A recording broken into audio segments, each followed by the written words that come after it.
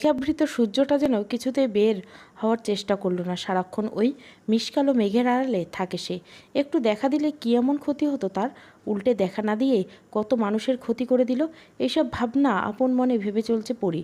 জানলার ধারে চৌকি পেতে বাইরের দৃশ্য আপন মনে দেখছে পড়ি।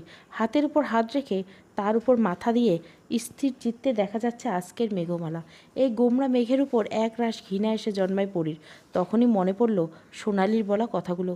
শুধু কি পরি সবাইকে শুধু ঘৃণা করে, ভালোবাসে না কাউকে? তাহলে আজকে কেন কানাইকে বাঁচালো সে? সেটা কি ভালোবাসা নয়? তাহলে কি সেটা মায়া? হ্যাঁ, মায়াই হবে তো। সোনালি এত কঠোর বলে কেন গেল পরীকে? সোনালি যখন চলে যায় তখন পরীর বয়স তো মাত্র 7। অতটুকু বয়সে পরীর মধ্যে কী এমন দেখেছিল সোনালি? সব প্রশ্নের উত্তর ওই খাতাটাই পাবে সে। কিন্তু এখন আর পড়তে ইচ্ছে করছে না পরীর। কানাইয়ের জন্য খুব খারাপ লাগছে। যদিও কানাইকে সাজা দেওয়া হয়নি, তবুও ভালো লাগছে না পরীর। বারবার সোনালির কথাই মাথায় আসছে। আফতাবের বড় মেয়ে সোনালি। যেদিন সোনালির জন্ম হয় সেদিন পুরো জমিদার বাড়ি খুশিতে মেতে উঠেছিল। সোনার চামচ মুখে নিয়ে জন্মেছে সোনাকন্যা। তেমনি যেমন সুন্দরী তেমনি গায়ের গড়ন। তাই এই সোনাকন্যার নাম রাখা হয় সোনালি। প্রথম মেয়ে বলে বড়ই আহ্লাদি করে রাখতো সোনালিকে।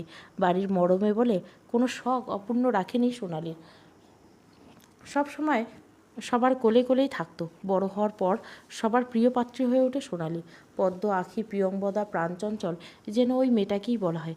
সবসময় হাসি খুশি আর সবার সাথে সুন্দর ব্যবহার করত। গ্রামের একটা স্কুলে পড়তো। সব শিক্ষকদের পছন্দের তালিকায় সোনালি সবসময়ের জন্য জায়গা করে নেয়। কিন্তু এই চঞ্চল মেয়ের মুখে গাম্ভীর্য এনে দেয় সময়। সে যেন সোনালির এই খুশিকে মানতে পারেনি। হিংসের তাড়নায় সে মেয়েটির মুখ থেকে হাসি কেড়ে নিল। সোনালির জন্মের বয়সে মালা জন্ম দেন রূপালীর। তখন থেকে জমিদার বাড়িতে কেমন গুমোট ভাব নেমে আসে। সবাই ভেবেছিল ছেলে হবে, কিন্তু মালা মেয়ে জন্ম দিয়েছে। আবেরজান এতে ক্ষুব্ধ হলেন, সাথে আফতাবও। একটা পুত্র সন্তানের জন্য শেষ করে দিলেন মালার প্রতি তার ভালোবাসা। মায়ের প্রতি অবহেলা দেখে সোনালির কোমল হৃদয় কেঁদে উঠল। বাবাকে আস্তে আস্তে ঘৃণা করতে শুরু করলো। তবে সেই ঘৃণা কখনোই আফতাবের সামনে প্রকাশ করতো না সে। নীরবে নিভৃতে চোখের পানি ফেলত। ভাবতো নিজে অভিশাপ দিতে পারেনি তো কি হয়েছে, ওর চোখের পানি অভিশাপ হয়ে দাঁড়াবে পরে। পরীর জন্ম যেন সবার কাল হয়ে দাঁড়ায়। যেখানে একটা ছেলে জন্ম দিতে পারেনি মালা, সেখানে রূপবতী মেয়ের জন্ম দিয়ে কি হবে? রূপ যেমন অভিশাপ এনে দিয়েছে মালা ও তার মেয়ের জীবনে। মেঘের গর্জনে পরীর ধ্যান ভাঙে। ঝোড়ো হাওয়া বইছে বাইরে। বাতাসের মেঝেতে লুটানো ঘাগরাটা দুলছে। সামনে কোঁকড়ানো চুলগুলো ও বাতাসের সাথে মেতে উঠেছে যেন। শীত লাগছে পরীর। জ্বরটা এখনও কমেনি। তবে এই জ্বর কখনোই কাবু করতে পারে না পরীকে। আজকেও তার ব্যতিক্রম হলো না। তবে জলচৌকি থেকে উঠে দাঁড়িয়ে সে ঘরের সব জানলাগুলো বন্ধ করতে লাগলো। হঠাৎ তার একটা কথা মনে পড়ল। মালা বলেছিল সোনালি নাকি শহরে চলে গেছে। সেখানে রাখালের সঙ্গে থাকে সে। আর ওই মেয়ে ডাক্তারগুলো তো শহরে থেকে এসেছে। যদি ওরা সোনালির কোনো খোঁজ দিতে পারে। এসব ভেবে দ্রুত জানলা বন্ধ করে ঘর থেকে বের হয়ে গেল পরী। এক প্রকার ছুটে এলো মেহমানদের ঘরের দরজায়। কিন্তু ভেতরে যেতে ওর শরীর কাঁপছে, জ্বরে নয়। একটু অস্বস্তি লাগছে যদি ওরা সোনালির খবর দিতে না পারে। পরী আস্তে করে দরজা রাখতেই ঝননাথ করে দরজা খুলে যায়। দরজা খোলার শব্দে পালক পেছনে ঘুরে তাকিয়ে পরীকে দেখে অনেক অবাক হলো।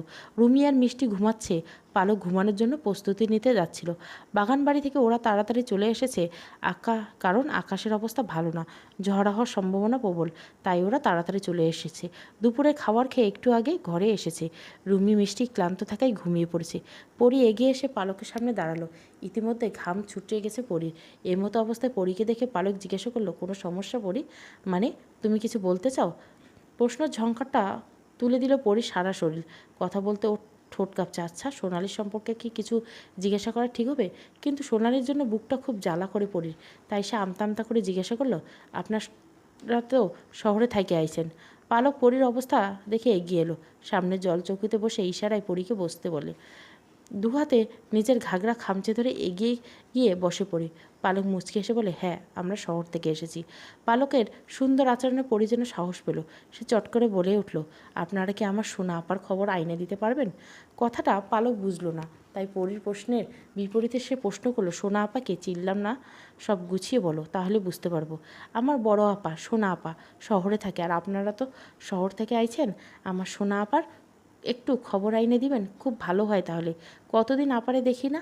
পরি মায়াবতী মুখখানি দেখে পালকের কষ্ট হলো। এই মুখটা দেখলে বোধহয় পুরুষ কেন কোনো নারী পরীকে ফেরাতে পারবে না। টসটসে জলে ভরা চোখ দুটো সবাইকে ঘায়েল করার প্রধান অস্ত্র। তোমার বড় আপা শহরে থাকে বুঝলাম, কিন্তু বাড়িতে আসে না? তোমার বাবাকে বলতেই পারো তোমাকে শহরে নিয়ে যাবে, তখন তুমি তোমার আপাকে দেখতে পারবে। পালকের কথায় শরীর ঘন ঘন মাথা নেড়ে বলল, না আব্বা আমারে কোনোদিন শহরে নিয়ে যাইব না। আপার কথা কইলে তো নিয়েবেই না। কেন, কি এমন করছে তোমার আপা? দীর্ঘশ্বাস ফেলে পরি নিচের দিকে তাকিয়ে বলতে লাগলো, আপা আমাগো গ্রামের একটা পোলারে ভালোবাসতো অনেক, কিন্তু আমার আব্বা মাইনে নেয়নি। তার লইয়া আপা হেরে নিয়ে শহরে চলে গেছে, আর এহে নাই। আব্বা কইয়া দিছে এই বাড়িতে যেন আমার সোনা আপার নাম কেউ না নেয়। আম্মা অনেক কান্দে আপার লইয়া, তাই আমি একবার আপার লগে দেখা করতে চাই।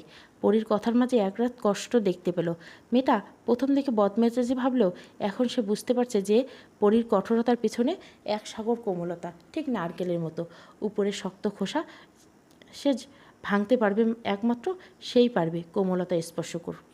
পালক আবার বুঝতে পারলো যে এই বাড়ির বড় মেয়ের সাথে কারো কোনো সম্পর্ক নেই, কিন্তু মেজো মেয়ে সে এখন কোথায়? উত্তর জানতে তাই সে জিজ্ঞাসা করে, আর তোমার মেজো বোন এখন কোথায়? পরি মাথা নিচু করে জবাব দিল, রূপা আপার বিয়ে হয়ে গেছে। বুঝলাম, কিন্তু পরি শহরটা তো তোমাদের গ্রামের মতো ছোট না, খুঁজলে তোমার আপাকে পেয়ে যাব।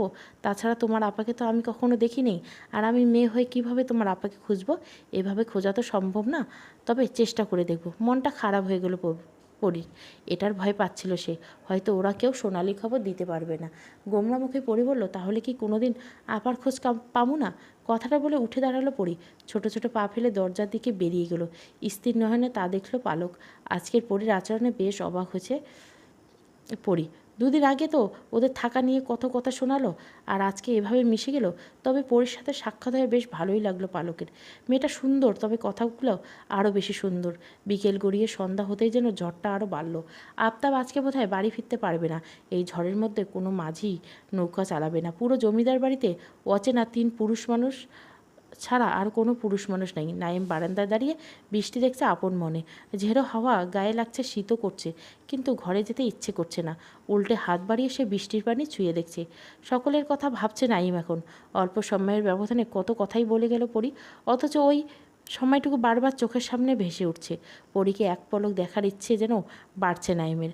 আজকে রাতে কি তাহলে ও ঘুমাতে পারবে, নাকি পরীকে দেখতে যাবে? নাইম স্থির করলে আজকে যেভাবেই হোক অন্দরে ঢুকবে। তার উপর আজকে কেউ নেই বাড়িতে। আশেপাশে নাইমকে এভাবে দাঁড়িয়ে থাকতে থেকে বলল, এই ঠান্ডায় এভাবে দাঁড়িয়ে আছিস কেন তুই? চল ভেতরে। নাইম দৃষ্টি স্থির রেখে বলল, আজকে পরীকে দেখতে যাব এই ঝড়ের মধ্যে। পাগল হয়ে গেছিস তুই? সকালে কি হলো দেখলি না? পরি যেমন মেয়ে তোকে বেঁধে ফেলবে আমি নিশ্চিত। এমন করিস না, নিজের পায়ে নিজে কুড়োল মারিস না, চল ঘরে। কিন্তু নাইম তা মানল না। সে পরীকে দেখবেই দেখবে। এই নিয়ে কিছুক্ষণ কথা কাটাকাটি হলো আসিফ আর নাইমের মধ্যে। আসিফ ভয় পেতে লাগলো, আর নাইম ওকে সাহস দিতে লাগলো। কিন্তু ভাগ্য যেন ওদের সহায় হলো না। তখনই সদর দরজা খোলার শব্দ এলো। অন্ধকারে একটা অবয়ব দেখতে পেল দুজনে, তবে বুঝতে পারলো না সে কে। তাই ওরা পূর্ণ দৃষ্টি নিবন্ধ করলো আগন্তুকের দিকে। বারান্দায় হাড়কেন জ্বালিয়ে বিদায় আগন্তুকে সেদিকে আগে গেল। সাথে সাথে ব্যক্তিটি মুখটা স্পষ্ট হয়ে উঠল। অস্ফুট স্বরে নাইম বলে উঠল, আপনি? ঠোঁটের কোণে কিঞ্চিত হাসি ফুটে উঠল শায়েরের। বৃষ্টিতে ভিজে সে একাকার, হাসি মাখা ঠোঁট দুটো কাঁপছে তার। পরনের সাদা পাঞ্জাবি ভিজে গায়ের সাথে লেপটে গেছে। নাইম অবাক হয়ে বলল, এই বৃষ্টিতে ভিজে এলেন কেন আপনি? এই সময় ভেজা ভালো না, জ্বর আসতে পারে। তাড়াতাড়ি পাঞ্জাবি বদলে ফেলুন। শায়ের নাইমের ঘরে মুখোমুখি ঘরটাতে প্রবেশ করলো। পাঞ্জাবি খুলে আরেকটা পাঞ্জাবি পরে নেয়। দাড়িতে ঝোলানো গামছাটা নিয়ে মাথার চুলগুলো মুছতে লাগলো সে। আফতাব বাড়িতে নেই বলে শায়েরকে আসতে হলো, না হলে তার ঠেকা পড়েছে এই ঝড়ের মধ্যে আসতে। কোনো মাঝি আসতে চায়নি বিধায় সে নিজেই এসেছে নৌকা চালিয়ে, সাথে কাকবেচা হয়ে। আফতাবের সবচেয়ে বিশ্বস্ত লোক হলো শেহরান শায়ের, বলতে গেলে ডান হাত। আখিরের থেকে সে শায়েরকে বেশি ভরসা করে। সব কাজের দায়িত্ব একমাত্র শায়েরকে দিয়ে নিশ্চিন্তে হতে পারেন সে। কোনো কাজ আজ পর্যন্ত দেরি করেননি শায়ের। তাছাড়া ওর কাজের হাত চমৎকার, বলতে গেলে যেখানে হাত দেয় সেখানেই সোনা পায়। এজন্য আফতাব একটু বেশি স্নেহ করে, বিশ্বাস করে শায়েরকে। এমনকি শহর থেকে ডাক্তার আনার জন্য শায়েরকে হাত করেছে। শায়েরের পরামর্শে আফতাব ডাক্তার এনেছে। শায়ের বলেছে এতে নাকি আফতাবের নাম বাড়বে, সবাই আরও বেশি বেশি শ্রদ্ধা করবে তাকে। হয়েছেও তাই। সবার মুখে মুখে এখন আফতাবের গুণগান ছাড়া কিছুই শোনা যাচ্ছে না। নাইমের সঙ্গে শায়েরের দেখা শহরেই হয়েছিল, তবে ক্ষণিকের জন্য। এরপর নাইমা শায়েরকে দেখেনি। সে অন্য শহরে গিয়েছিল, আজ গ্রামে ফিরেছে আর এসেই কাজে লেগে পড়েছে।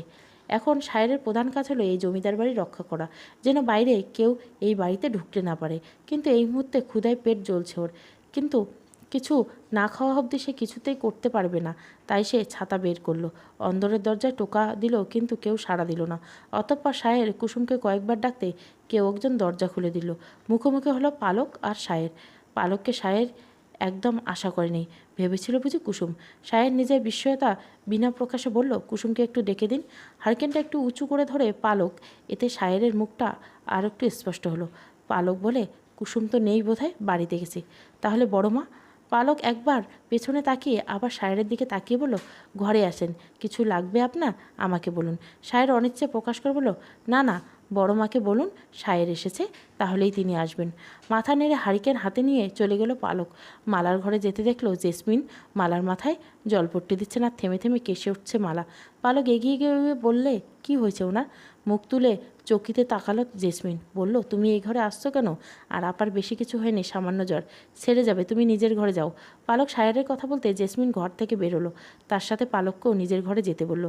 ঘরে এসে পালঙ্কে গা গড়িয়ে শুয়ে পড়ে পালক। রুমি আর মিষ্টি খাতা কলম নিয়ে কী সব হিসাব লিখছি। এসব ভালো লাগছে না বিধায় পালক নিচতলার বারান্দায় গিয়ে দাঁড়ালো।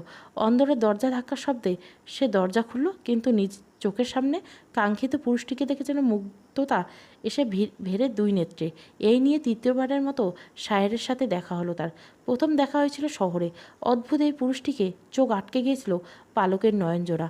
অন্যরকম মাধুর্য আছে শায়েরের চোখে, সুরমা পড়া চোখ দুটো সৌন্দর্য বেশি চড়াচ্ছে। সেখানে পালক কিছু ফল আটকে গিয়েছিল, তারপর আর দেখা হয়নি। আজকে বাগান বাড়িতে দ্বিতীয়বার দেখা হয়, তবে তা দূর থেকে। আর এখন যে এইভাবে শায়েরের সাথে পালকের দেখা হবে তা ভাবেনি। কালবৈশাখী ঝড়ের মতো তাণ্ডব চালিয়ে যাচ্ছে কাল রাতের ঝড়। গাছের ছোট ছোট ডালপালা ঘুরে এসে অন্দরমহল ও বৈঠক ঘরের উঠোনে গাছগাছালি পাতা ভরা ভরপুর হয়ে আছে। ঠিক তেমনইভাবে এ ঝড় নদী নালা তাণ্ডব চালিয়েছে। বিন্দুদের নৌকাখানিতে সারা রাত দুলছে। ভাগ্য ভালো যে পুরোপুরি উল্টে যায়নি, তাহলে ওদের থাকার জায়গা বলতে কেন্দ্রস্থলেই আশ্রয়স্থলের শেষ ঠিকানা। কিন্তু নৌকা দুটো ফুটো হয়ে গেছে, চুয়ে চুয়ে পানি ঢুকছে সারা রাত। বিন্দুর মা চন্দনা দেবী আর সখা নৌকার পানি ফেলছে। রাতে দু চোখের পাতা এক করেনি তারা, কিন্তু ইন্দু বিন্দু দুই বোন মরার মতো ঘুমিয়েছে। শত ডেকেও চন্দনা ওদের তুলতে পারেনি। ওদের এক কথা, মরলে মরুক, তবু ঘুম ছাড়বো না। দরজা পড়লে ঘুমের ঘোরে নৌকার তলে চাপা পড়ে মরবে। এজন্য সকাল হতে চন্দনা দেবী বকাবকি শুরু করছে। চিল্লাই বলতে চায়, তোগো মতো মাইয়ের রক্ত না আমার। ছোর পোড়ালে নিয়া সারা রাত জল ছেঁচলাম, আর ছেমড়ি দুইটা গতরে তেল লাগাই ঘুমাইলো। হারামজাদি হতচ্ছাড়ি, তোর বাপেরে তো খবর নাই। আজ খাইবি কি? গলায় টালের মতো কিছুই নেই। আমি মরি আমার জ্বালায়, কেউ একটু দেখে না। এত মানুষ মরে, আমি কেন মরি না কেন? কপাল চাপড়াতে চাপড়াতে চন্দনা নৌকায় বসে বসে আধভাঙা গামলা নিয়ে পানি ফেলছে, সাথে চোখের পানিও ফেলছে। ছেলে মেয়েদের নিয়ে আর পাচ্ছে না চন্দনা। বিয়ের পর থেকে কষ্ট করে আসে, স্বামী মহেশ মাছ বিক্রি করে কোনো রকম সংসার চালায়, তবুও কিসের জন্য কমতি থেকেই যায়। সব টাকায় যদি সংসারের পিছে খরচ হয়, তাহলে সঞ্চয় করবে কি দিয়ে? মেয়ে দুটো বড় হয়েছে, বিয়ে দিতে হবে। কিভাবে কি করবে তা ভেবে ভেবে চন্দনার দুঃখের শেষ নেই। কিন্তু মহেশ অত ভাবে না। কিভাবে দুটো টাকা সঞ্চয় করবে মেয়ে বিয়ের জন্য, তাও ভাবে না। 3 সন্তানকে মহেশ খুব ভালোবাসে, বিশেষ করে বড় মেয়েকে বিন্দুকে। কেননা বিন্দু নাকি দেখতে একদম মহেশের মতো, শ্যামলা গায়ের রং, চোখ, এমনকি স্বভাবটাও মহেশের মতো। এই জন্য মহেশ বাকি সন্তানদের থেকে বিন্দুকে একটু বেশি স্নেহ করে। এজন্য প্রায় মহেশের সাথে ঝগড়া হয় চন্দনের। মেয়ে মানুষ বাড়ন্ত বয়স, কখন কি ভুল করে বসে কে জানে। তাছাড়া মেয়ে তো আরেকটাও আছে, ওকে তো বিয়ে দিতে হবে। চন্দনার কথা যেন আগেও কেউ কানে নেয়নি, তেমনি আজকেও কেউ কানে নিল না। ইন্দু গিয়ে মাটির চুলা জ্বালাতে বসে পড়ল, আর সখা নিজের ছেঁড়া গামছা করে আনা ফুলপাকুড় বের করে বসলো। বিন্দু কলা গাছের ভেলাটা নিয়ে বের হলো। ঝড় থামলেও মেঘ কমেনি, তার সাথে গুড়ি গুড়ি বৃষ্টি পড়ছে। কিন্তু এই বৃষ্টি বিন্দুকে ভেজাতে ব্যর্থ। ভেলা নিয়ে শাপলা বিলে এসেছে সে। হাতের বাঁশটা ভেলার উপর রেখে উবু হয়ে বসে কতগুলো শাপলা তুলল। আরও কিছু শাপলা তুলতে হাত বাড়াতে একটা নৌকা এসে ধাক্কা দিল ভেলায়। কেঁপে উঠল বিন্দু, পড়ে যেতে গিয়েও পড়ল না। উঠে দাঁড়িয়ে বলল, মা গো, এমনি ঠেলা মারে কেউ? আরেকটু হইলে পইড়ে যাইতাম। নৌকা থেকে বেরিয়ে এলো সম্পান। এক লাফে ভেলায় উঠে দাঁড়ালো, বলল, এখানে কি করিস? মানে মনে হয় বুঝো না কিছু। শাপলা না নিলে খাইতাম কি? কেন, তোর বাপ কই গেছে? বিন্দু আরও কিছু শাপলা তুলতে তুলতে জবাব দিল, গঞ্জরে হাটে গেছে কাল, ঝড়ের লাইগা আইবার পারেনি। সম্পন কিছু বলল না। এদিক ওদিক তাকিয়া লোকজন দেখে নিল না কেউ নেই। সম্পন আর একটু এগিয়ে এসে জানলো, জানোস বিন্দু, শহরের ডাক্তারবাবু আমার কাছে পরীর কথা জিগায়। বিন্দুর হাত থেমে যায়। উঠে দাঁড়িয়ে অবাক হয়ে বলে, তুই কিছু কইছো মাঝি? পাগল নাকি কিছু কমু? আমার মনে হয় আমার কথা বিশ্বাস করে নেই। পরীর হে দেখতে চাই। কও কি? এই কথা তো পরীতে জানাইতে হবো। পড়ে জানলে কী করবো কে জানে। সম্পন বিন্দুকে আশ্বাস দিয়ে বলল, কিছু হইব না, আমাকে পরীর সব সামাল দিতে পারবো। আজ রাতে যাবি তোরে পদ্মার ঘুরামুনে। বিন্দুর মুখে হাসি ফুটে বলে উঠল, পরিবানু কই, ও যাইবে নেই। বাইরে যাইতে পারবো তো পড়ি, তাহলে নিয়ে যাবো। তুই তৈয়ার হইয়া থাকিস তাহলে। সম্পূর্ণার কথা না বাড়িয়ে নৌকা নিয়ে চলে গেল। অনেক কাজ, আজকে ওষুধ আনতে শহরে যেতে হবে তার। সারাদিন কাজ করতে রাতে ছুটি পাবে। শাপলাগুলো একসাথে জড়ো করে বেঁধে নিল বিন্দু। তারপর দড়িতে বাঁশটা হাতে নিয়ে চলল নিজের গন্তব্যে। এরপর আগেও অনেকবার সে সম্পনের সাথে পদ্মায় ঘুরতে গিয়েছিল, তবে পরীর সাথে হাতে গোনা কয়েকবার গিয়েছিল লোকচক্ষুর আড়ালে। পরী জমিদার বাড়ির সবাইকে ধোকা দিয়ে তো সবসময় আসতে পারে না, তাই বিন্দু আর সম্পনেই ঘুরতে যেত। সম্পন মাঝি হলো পদ্মার রাজা আর বিন্দু হলো পদ্মরানী। এই উপাধি পরী ওদের দিয়েছে। সম্পন বিন্দুর ভালোবাসার একমাত্র সাক্ষী হলো পরী। তবে বিন্দুর সাথে পরীর বন্ধুত্ব যেন আচমকাই হয়ে গেছে। পরী তখন ছোট্ট ছিল, গ্রামের কারোর সাথে সে বন্ধুত্ব করতে চাইতো না। অনেক ধনী পরিবারের সন্তান থাকতেও গরিব হিন্দু সম্প্রদায় এই মেয়েটিকে সে নিজের বন্ধু হিসাবে বেছে নেয়। দুজন দুজনের প্রাণের সখী। মুদি দোকান ছিল মহেশের, তবে সেটা ইন্দু আর বিন্দুই চালাতো বেশি। মহেশ ঘুরতো পরের নৌকায়, জাল ফেলতো নদীতে। ওই দোকানে এসেই বিন্দুর সাথে প্রথম পরিচিত হয় পরী। গজদন্ত হাসিতে সেদিন যে পরীকে কি মাধুর্য দেখাচ্ছিল তা একমাত্র পরীই জানে। বিন্দুর পরনে সুতির শাড়িটা সবসময় নোংরা ধুলোবুলি মাখা থাকতেও পরী ওকে জড়িয়ে নিয়ে নিজ বক্ষে। বিন্দু শত বাধা সে মানত না। পরীকে নিরহংকার দেখে বরাবরই মুগ্ধ বিন্দু। না আছে রূপের অহংকার, না আছে টাকা পয়সার অহংকার। এজন্য বিন্দুর প্রিয় পাত্রী। শাপলাগুলো মায়ের কাছে রেখে বিন্দু ভেজা বেড়ালে জমিদার বাড়িটি ঘাটে। ভয়ে ভয়ে পা ফেললো জমিদার বাড়ির চৌকাটে। দেওয়াল আর লতিফ বাধা দিল না বিন্দুকে, কারণ তারা জানে বিন্দু পরীর সাথে দেখা করতে এসেছে। তবে বিন্দুর ভয়ের একমাত্র কারণ হলো আবেরজান। বিন্দু বিধর্মী হয়, তাকে ঘরে আসতে দিতে চান না আবেরজান। বিন্দুকে দেখলে দূর দূর করে তাড়িয়ে দেয়। সেজন্য বিন্দু লুকিয়ে আসে এই বাড়িতে। এখন বন্যা থাকায় আসতে পারে না। জেসমিন বলে পরীর ঘরের দিকে পা বাড়ায় বিন্দু। যাওয়ার আগে আবেরজানের ঘরে উকি দিতে ভোলে না সে। আচমকা বিন্দুর আগমন হকচকিয়ে গেল পরী। তবে কি নিজের সখীর প্রতি তার অভিমানও কমে জমেনি? এতদিন কোথায় ছিলে? তাই সে অভিমান মিশ্রিত কণ্ঠে বলে, তুই এখানে আইছস ক্যাডা? ক্যাডা তুই? আসলে বিন্দু সাথে সাথে ওর গজদারটা যেন উদয় হয়। পরী এক ধ্যানে শ্যামকন্যার হাসি দেখল, যেন মুক্ত ঝরছে ওই হাসিতে। বিন্দুর হাসি দেখে পরীর বলতে ইচ্ছা করছে, এইভাবে হাসিস না, আমার খুব হিংসে হয়। এই মেয়ের রূপ নয়, হাসি দিয়ে পুরুষের মন ভোলাতে পারবে, যেমন করে সম্পনের মন ভুলিয়েছে। পরী বলল, থাক আর হাসতে হইব না। কি কইবি ক তাড়াতাড়ি। বিন্দু রাতে বেড়াতে যাওয়ার কথা শুনে আনন্দে নেচে উঠে পরীর মন। অনেক দিন বেরোনো হয়নি। মুহূর্তে বিন্দুর প্রতি সব অভিমান যেন বন্যার পানিতে ভেসে গেল। কাঠের আলমারিটি খুলে একখানা মখমলের শাড়ি বিন্দুর হাতে ধরিয়ে দিয়ে বলল, আজ তুই এটা পরিস। শাড়িটা হাতে বুলিয়ে বিন্দু পরীর দিকে তাকিয়ে বলে, তুই তো কাপড় পরিস না পরিবানো, তাহলে এত সুন্দর কাপড় পাইলি কই? পরী চটজলতে আয়নার সামনে থেকে দুটো ফিতা এনে বিন্দুর হাতে গুজে দিয়ে বলে, সোনা আপার ঘরে পাইছি, এই কাপড় তো কেউ পরবো না, তাই তোরে দিলাম, নিয়ে যাস, তোরে খুব সুন্দর দেখাইবে। খুশি হলো বিন্দু। শাড়ির আঁচলটা পেঁচিয়ে নিয়ে বের হলো। উঠোনে আসতে দেখলো মালা বারান্দায় বসে কাঁদছে। বিন্দু সেদিকে এগিয়ে গিয়ে বলল, জেঠি, তোমার শরীরটা আজও খারাপ? সেদিন আহি দেখি অসুখ তোমার। পরীর বাপরে কইয়া একটা ডাক্তার দেখাও, কবিরাজরে কত দেখাইলা। বিন্দুর প্রশ্নের উত্তর না দিয়ে মালা জিজ্ঞাসা করে, আজ পরী কী দিল তোরে? তাড়াতাড়ি বাড়ি যা, পরীর দাদি দেখলে চিল্লাইবে। বিন্দু আর দেরি করলো না, দৌড়ে চলে গেল। ঘাটে গিয়ে ভেলায় চড়তেই দেখলো শহরে ডাক্তারদের নৌকার ভিড়ে। ওদের দেখে বিন্দুর মনে পড়ে গেল সম্পনের কথা। ইস, পরীকে আসল কথা বলতেই ভুলে গেছে। রাতে বলে ভেবে বিন্দু ভেলা ভাসালো জলে। নিজ ঘরে এসে বিশ্রাম নিচ্ছিল নায়েম, শেখর এবং আসিফ। আজকে পালকের মুখে সব শুনছে ওরা, এমনকি অবাক হয়েছে। হয়তো অনেকগুলো বছর পেরিয়ে সোনালির চলে যাওয়া, এর মধ্যে একটি বারও মেয়েকে ফিরিয়ে নেওয়ার কথা ভাবেনি। আশ্চর্যিত হয়ে শেখর বলে, এই জমিদার মশাই অদ্ভুত রে, মেয়েটাকে ফিরিয়ে আনা তো দূরের কথা, একবারও খোঁজ নেয়নি। ব্যাপারটা অদ্ভুত তাই না? পালঙ্কের উপর পা তুলে বসে আছে আশিবার নাইম শুয়ে আছে। শেখরের কথা শুনে নাইম উঠে বসে বলল, মেয়ের থেকে নিজের আত্মসম্মানটাই বড় করে দেখেছেন জমিদার, এই জন্যই মেয়ের কোনো খোঁজ নেয়নি। তাছাড়া আমার মতে দোষটা তো জমিদারের একা নয়, ওনার মেয়েও আছে। সে চাইলে এখানে আসতে পারত। জমিদার হয়ে কিভাবে তিনি তার মেয়েকে একটু নিচু পরিবারের ছেলের সাথে বিয়ে দিবেন? দুজনের কথা আসিফ বলে উঠল, ওটাই প্রধান সমস্যা। কিন্তু ভালোবাসা তো বলে কয়ে আসে না, এরা হুটহাট করে এসে মনের মধ্যে গেঁথে যায়। কথাটা বলে একটু থামলো আসিফ, তারপর নাইমকে জিজ্ঞাসা করলো, আচ্ছা নাইম, তুই যে পরীকে দেখতে চাইছিস, মানে তোর দেখার ইচ্ছা, এটা কি শুধু ইচ্ছা না অন্য কিছু, ভালোবাসা নাকি আকর্ষণ? চটজলদি উত্তর দিতে পারল না নাইম। সত্যি কথাই তো বলেছে আসিফ, সে কি শুধু ইচ্ছে পূরণ করার জন্য পরীকে দেখতে চায়, নাকি এর মধ্যে অন্য কিছু আছে? কিছুক্ষণ ভেবে নাইম বলল, জানি না কেন ওই মেয়েকে দেখার এত আকর্ষণ করছে। যদি এতটাই আকর্ষণ বলে তাহলে তাই, আর যদি ভালোবাসা হয় তাহলে? দীর্ঘদিন পর মেঘের মুলুকে চাঁদ ভেসেছে আজ, পূর্ণচন্দ্র নয় অর্ধচন্দ্র, কিন্তু এই চন্দ্র চাঁদকে পুরো পৃথিবীকে আলোকিত করেছে। নৌকাগুলো হালকা দূর থেকে দৃশ্যমান হয়ে চাঁদের আলো পড়েছে পানিতে, চিকচিক করে উঠছে ঢেউয়ের সাথে সাথে, যেন চাঁদ নেচেছে নৌকায়। নৌকার কোনায় বসে পানিতে পা ডুবিয়ে দিয়েছে পরী। মাথায় ঘোমটা ফেলে বড় বড় শ্বাস নিল। মুহূর্তে যেন লুফে নিল প্রকৃতি সব ঘ্রাণ। এই ঘ্রাণটা খুব পরিচিত পরীর, এটা তো নূরনগরের ঘ্রাণ।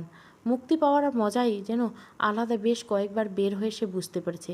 নৌকা অপর প্রান্তে সম্পন বসে বৈঠা হাতে, আর ওর কোল ঘেঁষে বসেছে বিন্দু।